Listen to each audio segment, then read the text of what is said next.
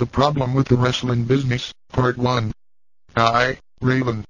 Part of the problem with the wrestling business today is that there are too many armchair bookers, buffoons, like Glenn Gilbernetti for example. He insists that title belts are meaningless, much like his life, which is unquestionably the single most moronic thing I have heard since he tried to tell me that Kanyon was straight. The reason he claims, albeit foolishly, that title belts are meaningless is because he believes that no one could possibly care about a fake belt. That reasoning has more holes in it than his unstylishly ripped jeans. Using his asinine logic, no one should care about the monster in Cloverfield, because it's really just some guy in a rubber suit.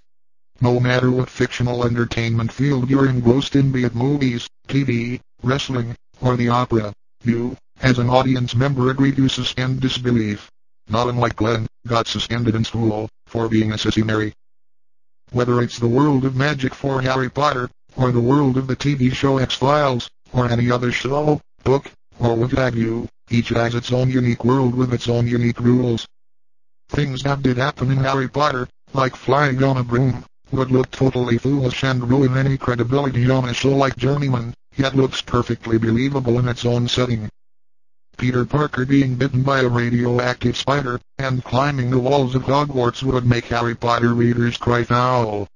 Wrestling has its own unique rules, and vernacular, and having a magic blow-up of bolt to kill Sting, which WCW, in its infinite stupidity once did, is completely far-fetched, because of its placement in the supposed real world. Someone should have been arrested for attempted murder.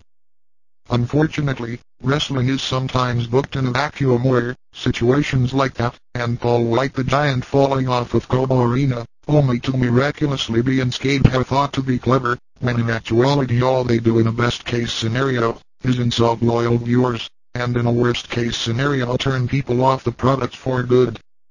Wrestling is at its best when it's based in the real world, and events are treated as they would be in the real world. What amuses me most about Glenn Gilbernetti, besides his 4-year-old-like exuberance for stupidity, and his cloying, yet obnoxious desire to be loved, is that by all rights, what I am writing is something that he should be in agreement with. He forced me to listen to a recent article he wrote, while gleefully twisting his handlebar mustache like some 1940s villain, as his dog Muttley snickered nearby, after tying me to the tracks, as an oncoming train approached. He stated that these IWS, internet wrestling fans, are hurting the business, and goes on to elaborate that it is because they champion these non-working cruiserweights who don't sell, and kill credibility. He claims they sell for 8 seconds and stop, but I would venture to say that he is being exceedingly generous, and 3 or 4 seconds is more likely.